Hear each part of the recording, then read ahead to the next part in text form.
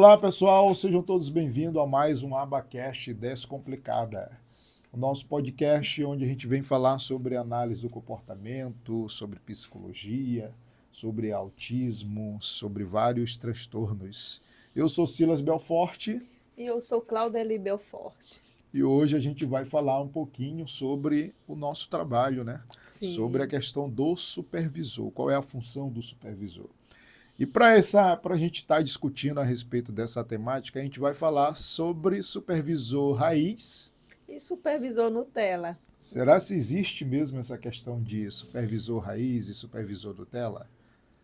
É o que a gente vai discutir hoje e aprender um pouquinho sobre a nossa função. A gente sorri um pouco, mas é uma coisa que tem nos chamado muita atenção, porque a gente tem recebido muita mensagem, né, pelo direct em relação a pessoas que é atendido e o supervisor é dessa maneira, assim, a gente sabe que são N's, né, profissionais, então nós vamos explicar o porquê desse tema, não de brincadeira, né, de raiz com Nutella, mas sim daquele que aplica verdadeiramente a ciência e aquele que realmente quer esse deixar os pais ouvirem coisas que não existem, na verdade, né? Não é isso porque vamos estar falando de um indivíduo que realmente tem dificuldade no seu neurodesenvolvimento. Na verdade, a gente quando... Primeiro a gente falar um pouquinho da função do supervisor, né? Hoje no mercado, nesse mercado do autismo, nesse mercado da análise do comportamento, a gente tem observado e tem visto muitas pessoas falando sobre análise do comportamento, alguns estão querendo monopolizar, estão querendo definir quem é que pode supervisionar, quem é que não pode, tem que ter mestrado em análise do comportamento, tem que ser doutor. São um monte de temas, de situações que às vezes é importante até um certo ponto, porque a gente sabe que existe muitos profissionais que não tenham ética profissional na hora de executar o seu trabalho. São profissionais que às vezes não têm experiências dentro da análise do comportamento, como tem muito curso sobre ABA, principalmente cursos online, bem barato, então qualquer pessoa, qualquer profissional hoje pode estar tendo acesso ao curso sobre análise do comportamento e às vezes ao fazer uma pós, já pode querer exercer a função de supervisor. Mas e aí, o trabalho que ele executa é de excelência, tem ética, está em conformidade com a análise do comportamento, com a ciência? Como é que eu faço enquanto pai, enquanto profissional, enquanto clínica que vou contratar um serviço, para saber se essa pessoa que eu estou contratando, de fato, ele tem experiência, ele é um bom supervisor, ele tem capacidade para gerenciar um trabalho? É. E a gente observa que são situações, como o Silas falou, que vêm relacionados, né? Que é justamente onde entra empresa e onde entra a questão profissional do supervisor, né? Então a gente percebe, eu quanto empresa, eu vou pensar em lucro. E eu, quanto profissional, vou pensar no desenvolvimento daquele indivíduo que precisa. Ou em ganhos, que às vezes tem profissionais que não estão muito, não têm tanta experiência, não sabem tanto sobre análise do Sim, comportamento, mas por fazer um curso, não, já vou me lançar no mercado como supervisor, porque eu ou viso até mesmo ganhos. como um atendente terapêutico, aquele que é acompanhado pelo supervisor. E a gente observa que a gente, como supervisor, a gente passa por essas situações, né?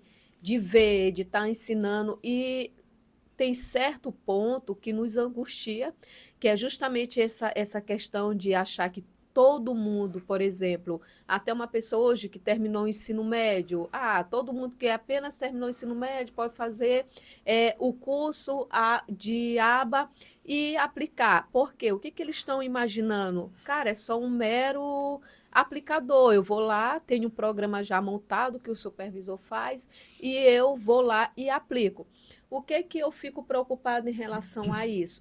Porque a ciência está deixando de ser ciência. Quando a gente faz esse tipo de, que a gente faz essa jogada de situação, a gente está deixando de realmente exercer a função da ciência. O que que a ciência é análise do comportamento aplicada. Onde a gente estuda?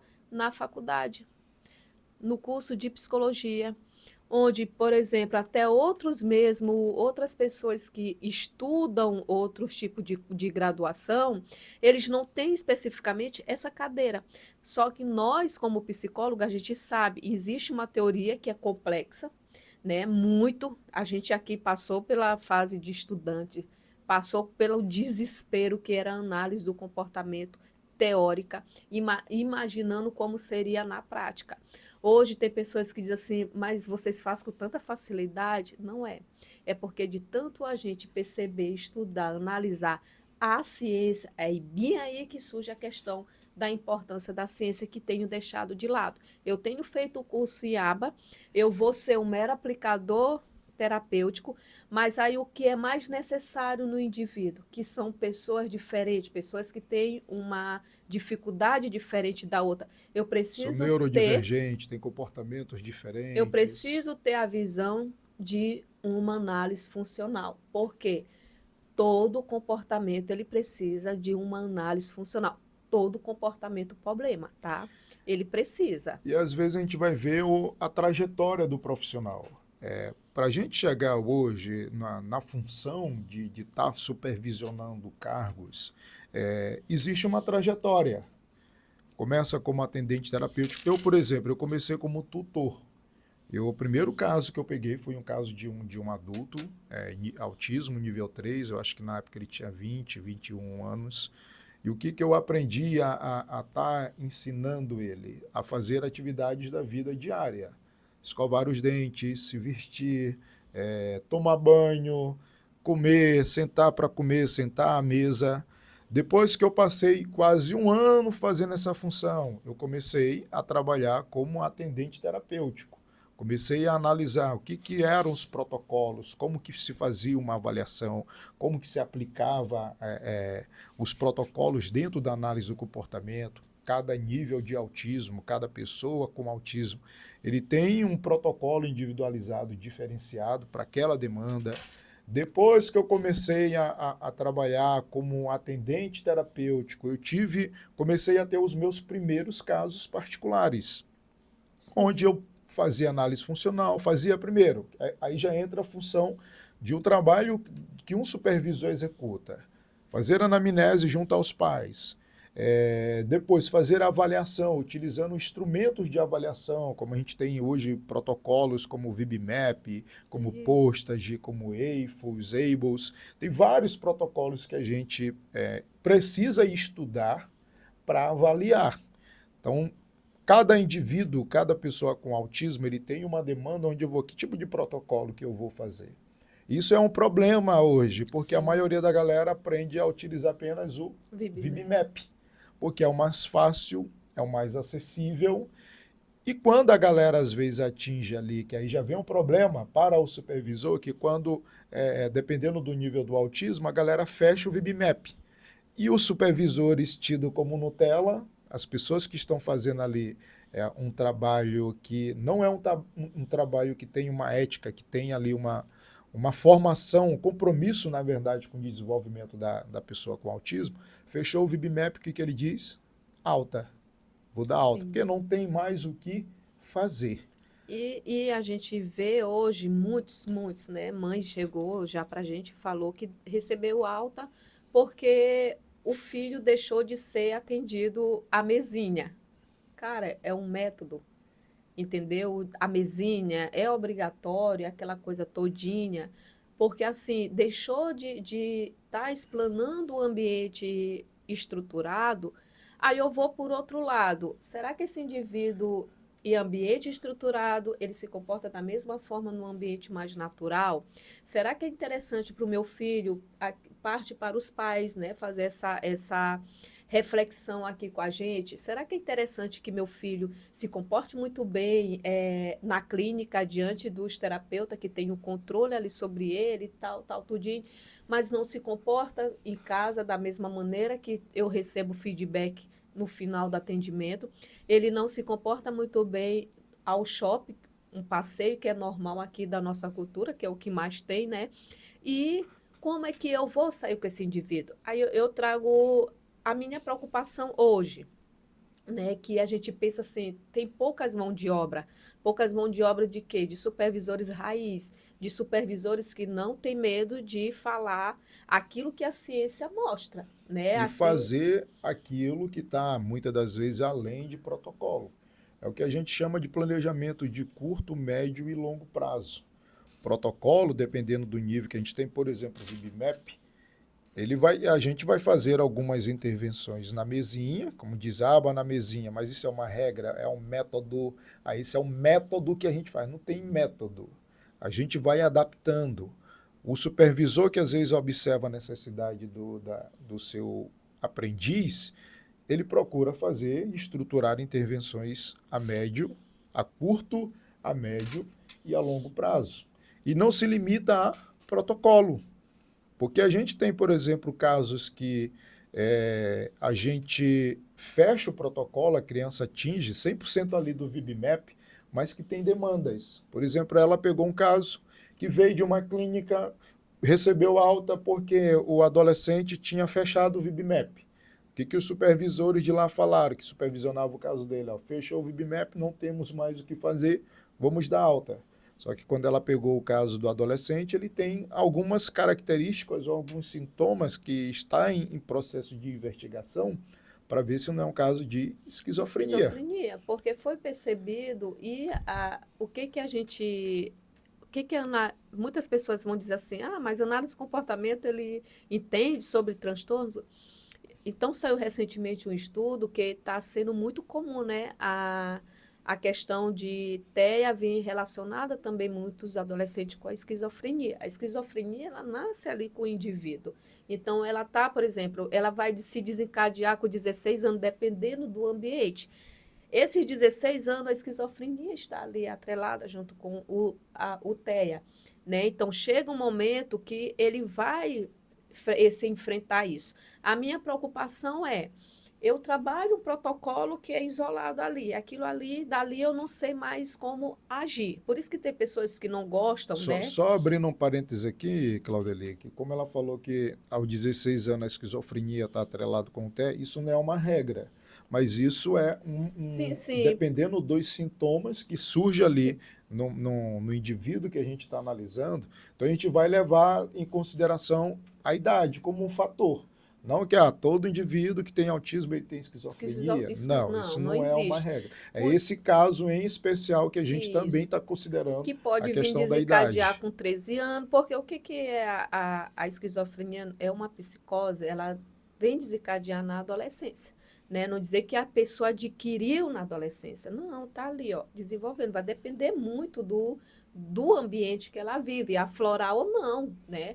Tem pessoas aí que é depois de não sei quantos anos, enfim. Questão de transtorno. Mas, assim, o que acontece? Que a gente percebeu com essa fase dele, se a gente não tivesse agido logo, a gente percebe que ele tem muitos pensamentos, aquela coisa que dá a entender que ele está esse desviando Da da realidade. realidade que ele vive, do mundo, está perdendo um pouco daquela noção. E nosso medo é esse. É justamente, será que eu vou me preparar para dar só o feedback daquilo que os pais querem ouvir? E será que eu vou utilizar só os protocolos que hoje a gente tem dentro da análise do comportamento, os protocolos considerados específicos para autismo, como o VibMap? Não. A gente vai precisar ajustar as nossas intervenções. E aí está a situação do supervisor, que a gente chama aqui de raiz. Ele procura enquadrar o comportamento dentro da tríplice contingência da análise do comportamento. Isso é a base. O que aconteceu antes? Por que esse menino está tendo esse tipo de alucinações? Por que ele está tendo essas conversas? O que tem levado ele a falar sobre isso, sobre essas situações que não são reais, mas que na cabeça dele é real? Que tipo de consequência ele ganha ao falar a respeito disso? O que a gente está fazendo? Tríplice contingência. Análise funcional do comportamento. Isso é aba. Dentro de um transtorno que a gente está considerando ali os comportamentos relacionados aos transtornos. E, a partir disso, a gente monta protocolos. E esse protocolo tem em algum protocolo específico, ABLS, AIFO, VibMap, Postage ou outro, às vezes não tem em lugar nenhum. Sim. E o que a gente faz? O enquadramento dentro da análise do comportamento. Dentro da cultura que você vive. Tem que ser relacionado à sua cultura, né? Aqui é uma cultura, então o que a gente pega? A gente, tido como indivíduo que precisa sobreviver aqui, então a gente pega justamente esse tipo, né, de situações onde o indivíduo vai precisar daquilo, desenvolver aquilo, né? Que o que os pais tragam? Trago a demanda. Ó, meu filho é assim, assim, assim, assim. E a gente também, ó, vamos lá, vamos começar por essa questão. Porque qual é o medo do supervisor Nutella para o Raiz também? É eu começar a desenvolver aquela criancinha. Não, deixa ele não quer sentar? Deixa ele. Ele quer se jogar no chão? Deixa ele. Ele quer subir na mesa? Não, não frustra fulano, não diz um não, pelo amor de Deus, que senão tu vai já ver. Para evitar problemas. Esquiva. Aí o que acontece? Cresce o indivíduo que foi o primeiro caso dele, que rasgava a roupa, vivia nu, tá? E rasga a roupa. Acho que pasta de dente ele rasgou quantas só Rasgou inúmeras pastas de em dente, questão de quebrou segundos. inúmeras escovas. Porque Rasgou foi roupa. era o que ele aprendeu da relação dele. Quando ele era muito pequeno, os pais, para evitar, como ele tinha comportamento autoagressivo, bater a cabeça no chão, então para evitar esse tipo de comportamento emocional, que é emocionalmente muito duro para os pais, o que eles faziam? Acabavam cedendo, só que isso se torna uma aprendizagem. E ao longo do tempo, se não for feita alguma intervenção, acaba se tornando um comportamento padrão, que foi o que aconteceu com ele. Acabou aprendendo que aquela forma de querer quebrar as coisas, destruir as coisas, se tornou algo padrão.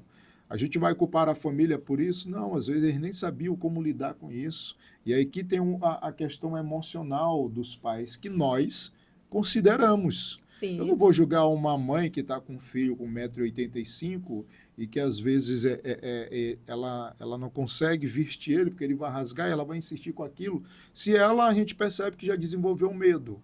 Ele pode partir para cima dela, ele pode agredir, ele tem aquele comportamento, vou bater, vou dar um bogue, vou fazer alguma coisa com ela. Não, às vezes é só uma reação. Só que a reação dele, por ele ser grande, por ele ser forte, o impacto é muito grande.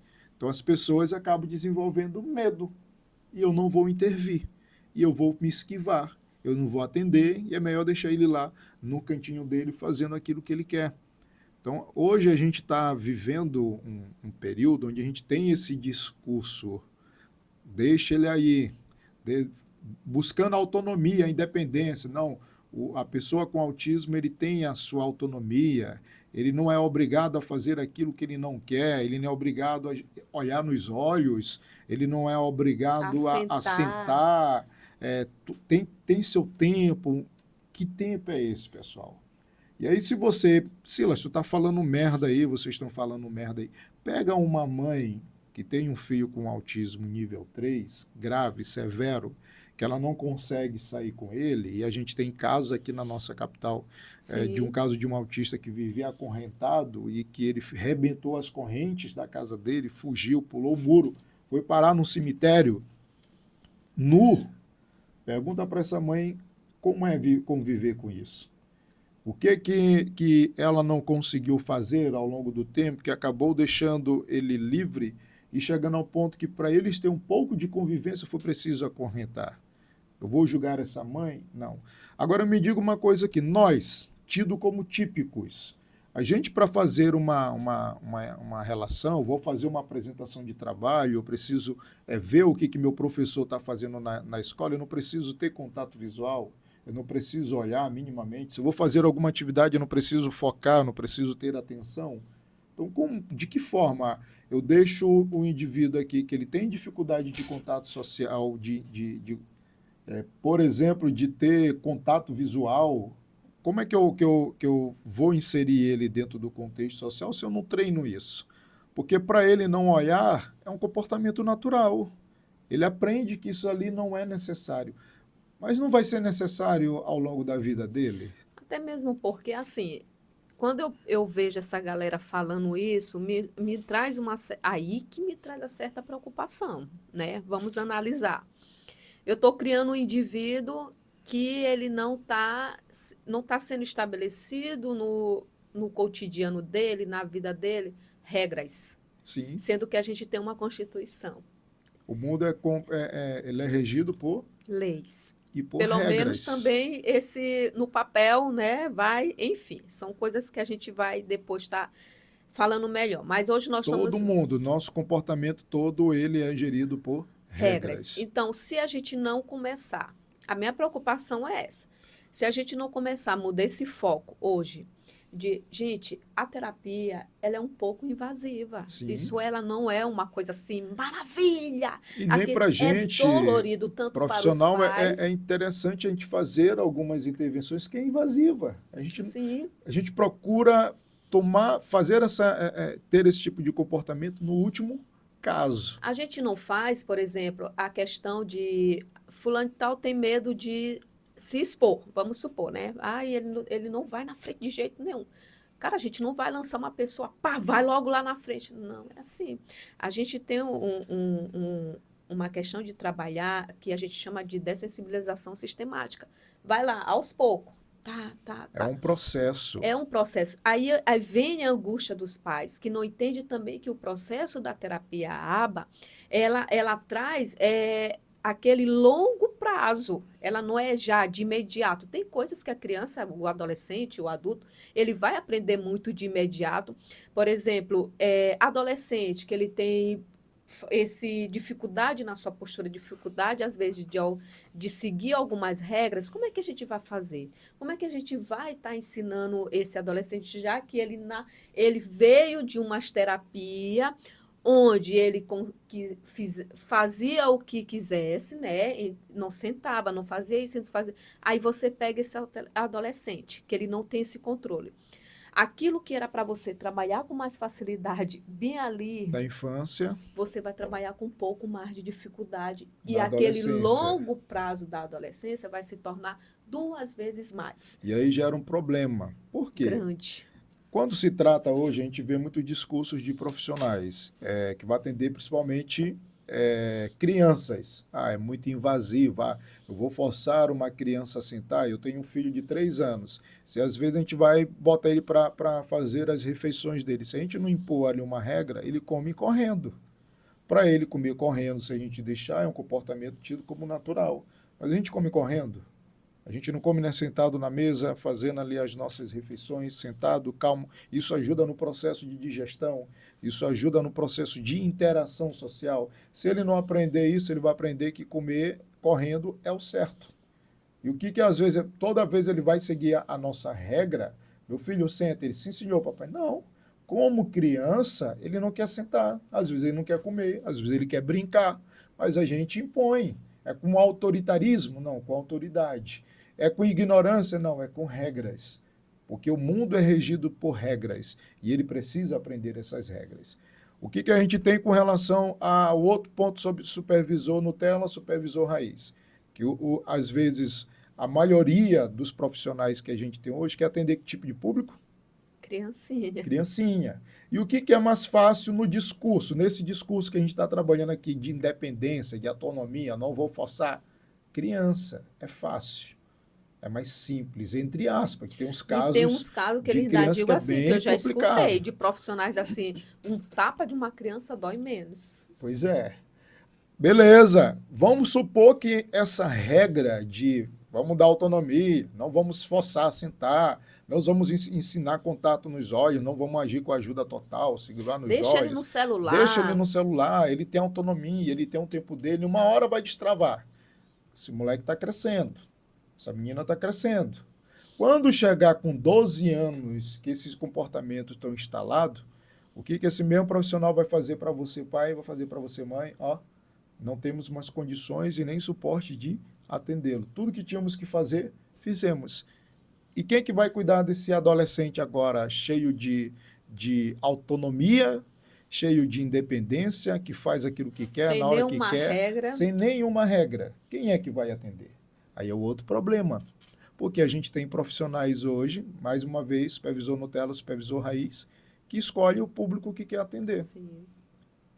A gente fez um seletivo em uma clínica onde nós participamos. Primeira pergunta que a gente colocou para selecionar os candidatos a supervisor: qual é o público que você prefere atender? Todos os que falaram criança foram eliminados. Por quê? Porque se a gente trabalha com uma ciência, análise do comportamento aplicada, não tem público.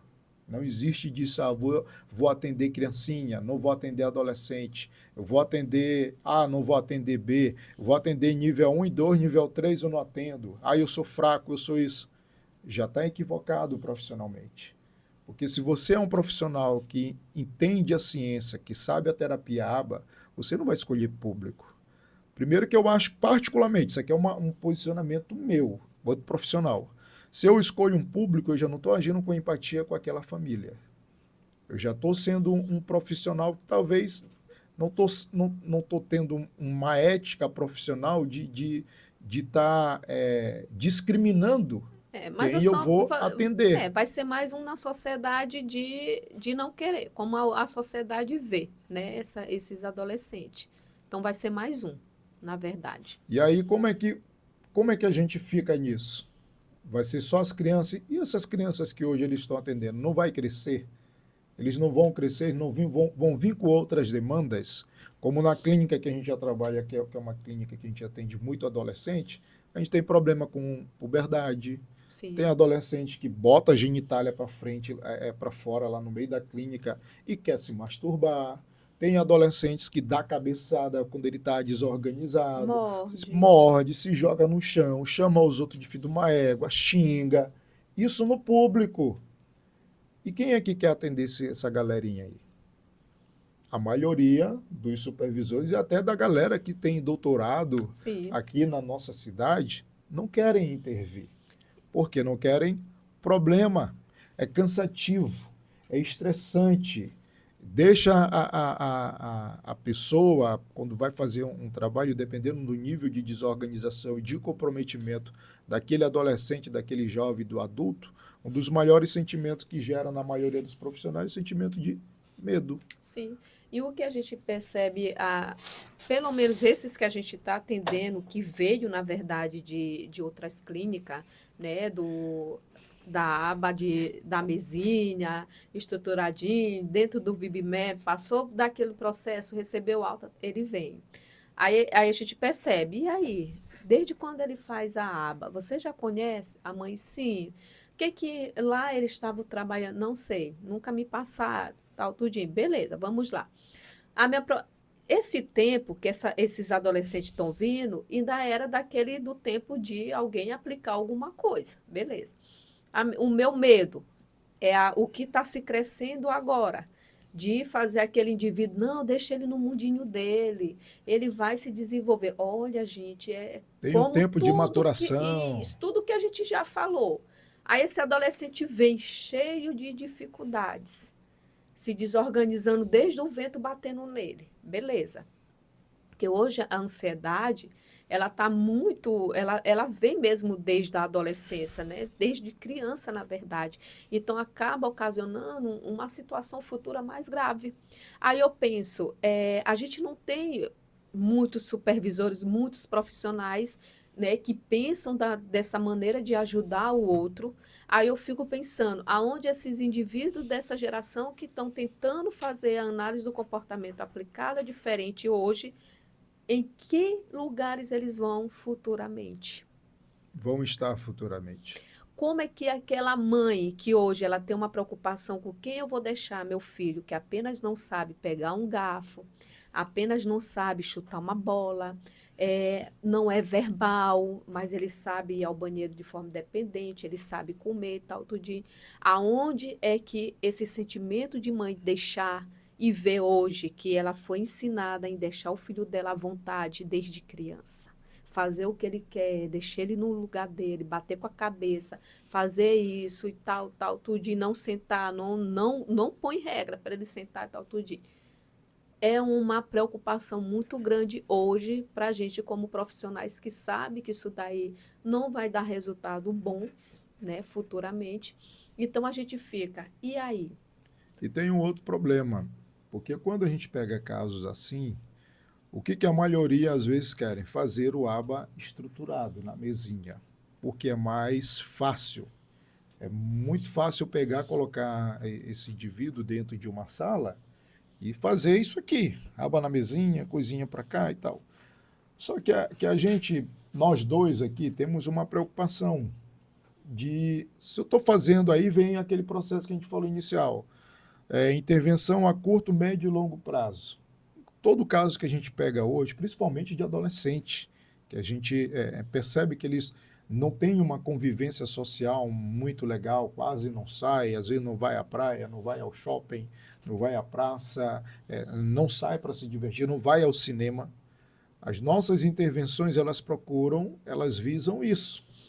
Então, a gente faz a intervenção aqui dentro de um ambiente estruturado ou semi-estruturado, mas visando a autonomia dele lá fora, visando levar ao shopping, visando levar para sair, que a maioria deles não sai, porque a galera tem medo.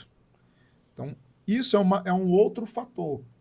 Quem é que às vezes pega um adolescente, um jovem e o adulto, faz uma terapia e quer sair com ele? Que às vezes utilizar o seu veículo, que às vezes a clínica não fornece um veículo para você se deslocar. Sim. Mas, pô, se eu tenho o meu, por que a gente não leva? E é uma tarefa fácil? Não, pessoal, tem casos que a gente leva os nossos clientes dentro do nosso próprio carro e que às vezes quer dar murro no vidro, Sim. às vezes quer abrir a porta de uma vez, então a gente tem que ter toda uma organização para poder sair. Diante disso, supervisores Nutella, eles fariam isso? Não vou sair, porque eu não vou me pôr em perigo. Mas e aquela pessoa? Aonde que é o nosso reforçador enquanto profissional? Quando a gente leva eles para sair e eles estão ali se divertindo na praia, estão rindo, estão brincando na água da praia, estão comendo um lanche na praça do shopping, estão vendo coisas diferentes. É uma mentalidade que a gente procura trazer como se fosse para os nossos filhos. Sim. Eu ia querer que meu filho desfrutasse disso. Inclusive, tem um paciente que é dele, né? Ele não foi, ele pediu para eu avaliar, e ele tem um hiperfoco muito grande com o carro dele, né? Um carro da família, tal. Ele criou esse hiperfoco por carro, e às vezes ele traz outros carros também de preferência dele, né? Então, assim, quem olha ele diz assim, cara, deixa esse rapaz em casa, 17 anos, super funcional, conversa dentro da possibilidade de carro, né? Então, o que que toda a conversa dele gira em torno de carro. E hiperfoco. Então, ele tem aquele... A gente percebe um certo sofrimento, né? Que o hiperfoco, ele traz sofrimento. A gente vai... É um dos temas que a gente também vai explicar. E, assim, o que eu percebi? Tudo o que ele falava, ele estava com muita raiva de mim esse dia, né? Ele dizia para mim... Será por quê? Ele dizia para mim, eu tô com raiva de ti assim, ó. Aí eu, cara, é mesmo, cara. Mas por quê? Não, porque você está me fazendo perguntas que não tem nada a ver com o carro. Olha só, Olha a demanda dela, ele tem hiperfoco, é uma adolescente, é forte, é alto, fala só sobre carro. Em outras circunstâncias, as pessoas iriam evitar falar sobre outro assunto. Por quê? Por conta dessa ameaça dele bem... Justamente. E quando ele diz assim para mim, o meu carro é mais bonito. Aí eu, não, o meu é mais. Você quer olhar o meu? Você quer olhar o meu? Eu disse, eu te fiz a pergunta primeiro. Se fosse outra situação, para evitar, então tá bom, me mostra o teu. Não, eu preciso fazer com que ele venha entender que nem sempre pessoas da sociedade vão fazer aquilo que ele quer. A vontade dele. Então, não existe isso, só fazer minha vontade porque... Ou evitar de falar outra coisa para não gerar uma desorganização nele. E vendo ele, a gente percebe assim, é um menino super funcional. E aí, vamos lá. Atividades básicas da vida. Como, por exemplo? Não desenvolve nada. A questão de abrir a porta... tentar vir pedir algo para a gente assim dizer, não, era só sobre o carro. Então, quando eu percebi que ele tinha essa demanda desse hiperfoco, o que eu fiz? Nós vamos à praia. Aí ele disse que ele não ia na praia, que ele não gostava, porque as pessoas ficavam olhando para ele e tal, tudinho. Aí eu disse, cara, agora tá ruim, porque eu já convidei as pessoas para ir, e agora eu vou ter que ir, porque eu já prometi, eu vou ter que te levar, porque eu tô te avaliando. Aí ele pegou, ficou assim, mas nós vamos no nosso carro, meu pai ainda não chegou, eu disse, não, nós vamos no meu, eu sei dirigir. Contrariando totalmente de Tudo tudo aquilo aquilo que que ele é acostumado a exercer o contra-controle. ele entrou com muita coisa, tal, tudinho, entrou, e eu sempre fazendo o quê? Porque a gente precisa fazer uma análise do comportamento da pessoa, precisa ver até que limite vai, porque vem a questão da ansiedade, vai vir sintomas, né, que você percebe Emocionais e que pode muito. ficar agressivo, natural. Ele pode exercer um descontrole, porque a gente está colocando ele E numa ele situação desconfortável. desconfortável, e ele tentando todo o tempo me controlar, dizendo que estava com muito ódio de mim, né? E Olha as ameaças. Isso era uma ameaça verbal dele, falando a verbal. respeito Ó, eu disso. tô com muito ódio de ti. Então, aí eu dizia, pô, cara, eu tô gostando é muito de ti, né? E qual era a Sempre principal demanda da família? Ensinar ele regras e obedecer, que é aquilo que os pais hoje não têm com ele. E Silas, eu perguntei, qual é a principal demanda de fulano? Seguir regras, porque ele não segue regras. Ele quer fazer aquilo que ele que ele quer. quer. E esse dia foi quebrada muitas, né? Porque entrou em um carro que ele não entrava, que foi o meu, levei ele à praia. Chegou na E o carro praia, até é um carro bacana, né? Até um carro bacana. esportivo, Poxa, bacana. bonito. Aí cheguei, ele esculachou meu carro, esculachou mesmo. Chegamos na praia, que ele não descia. Fiz ele descer. De boa, a gente foi, tudinho, só que aí ele foi se acalmando, aí de repente ele me controlou, né? Uma situação disse, então paga uma água de coco para mim. Aí foi o jeito, né? Pediu de forma mesmo. Adequada. Aí o que foi que eu disse para ele? Se eu pagar a água de coco para ti, a gente fica amiga? Ele, talvez. Aí ele aumentou a possibilidade de menos raiva, né? Então, aí eu já fiquei feliz. Aí tocou, tiramos foto. Primeiro ele disse que não queria tirar foto, porque ele não gostava. Eu, que, cara, tem que postar umas fotos aqui nas redes sociais. Ele, então tá bom, deixa eu me arrumar. Tudo aquilo, se eu deixasse, né? Do jeito Essa dele. essa questão, não, deixa, esse menino é muito grande, é forte, e esse menino se desorganizar E se a aqui. gente não pensar na própria interação dele? Porque ele já está tendo problema na escola, porque ele quer fazer aquilo que ele quer só falar do assunto que ele quer junto com os outros adolescentes. O que a galera está fazendo? Excluindo ele. Excluíram ele do WhatsApp, bloquearam ele para estar falando no WhatsApp, porque ele não tem esse entendimento de que ele tem um gosto e outras pessoas também têm gosto. E não necessariamente o gosto das outras pessoas vai ser igual ao dele. Sim. E não necessariamente as pessoas vão querer falar sempre daquilo que ele está falando. Isso é a relação natural de qualquer pessoa. E a gente percebe uma das grandes dificuldades dele, parte acadêmica. Cara, se tu não desenvolve tuas habilidades sociais, logo tu é afetado na parte acadêmica, isso é certeza. Porque a parte social, das habilidades sociais, ela é primordial na vida do indivíduo. Então, se tu não consegue, por exemplo, ser assertivo, ter empatia, Seguir ter regras. conseguir levar situações, perceber que aquelas situações não é contigo, perceber, começar a resolver problemas. Essa é uma das Perceber o principais. sentimento e as emoções do outro. O que eu estou falando está sendo legal, já estou sendo chato, eu estou sendo enjoado, estou falando demais, o outro está percebendo isso, eu vou parar, ter esse controle. Se a Se não gente tem isso, não fazer esse tipo de demanda, como é que o indivíduo vai se desenvolver? aí eu Ele vai pergunto para atrelar. vocês, esse tipo de relação que ela fez, tem protocolo? Tem Tem não, algum? tem Tem. O não. que é isso? Análise funcional do comportamento. Esse tipo de intervenção que ela fez, vamos à praia, não vou, vamos entrar nesse carro, não vou, e a gente criar situações para ele entrar, é aba? É. Levar ele à praia e conversar lá na praia, é aba? É. Levar ele e propor para que ele venha falar sobre outro tema, e a gente às vezes diz, não, cara, eu não tô de saco cheio de falar sobre carro. Falar isso para ele, pô, cara, eu tô de saco cheio E te ouvir. de falar sobre carro, e te ouvir, tu só fala sobre carro. Isso é aba? Pô, Celo, mas tu tá sendo invasivo, tu não tá respeitando o outro. Tem um monte de gente que fala isso para ele todos os dias. E tem outros que às vezes não falam, não vou falar que ele é autista, mas também não vou interagir com ele. Quando ele chega num ambiente que eles estão lá, o que os outros fazem? Sai fora. Porque não falam, não são assertivos para dizer, tu tá chato, falar sobre carro, cara, já tá enjoado. Vamos falar sobre outra coisa, tu não quer, então eu não vou falar contigo. Não é isso que acontece nas nossas relações naturais. Quando a gente está muito chato alguém, quem é o verdadeiro amigo diz, pô, cara, tu tá chato. Eu tinha um colega meu que ele é militar, todo assunto que ele vinha falar, a gente estava numa roda de conversa falando sobre ele vinha falar sobre situações da polícia. Estava falando sobre água, ele metia a polícia no meio. Falando sobre queijo, ele metia a polícia no meio. O que a gente falou? Pô, cara, tu só vi falando disso, bicho, dá um tempo. Tu não tá trabalhando hoje, bora falar aqui, bora focar em outra coisa, bora falar sobre futebol. Isso é chato, toda vez tu tá trazendo isso. É assim que surgem as relações.